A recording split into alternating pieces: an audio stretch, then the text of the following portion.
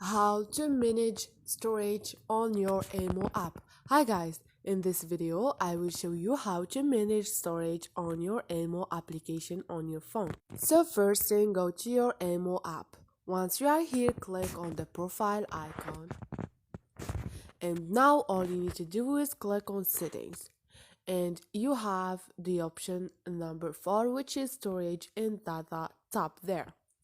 Once you are here, click on manage storage. Like you see, this is your storage. You have cache of Amo, and you have media file and chat on Amo. You can clear both if you want to free up space on your application. Easy and quick, do whatever you want. So this is it guys. Hope this video was helpful. If this video was helpful for you, don't forget to subscribe and like.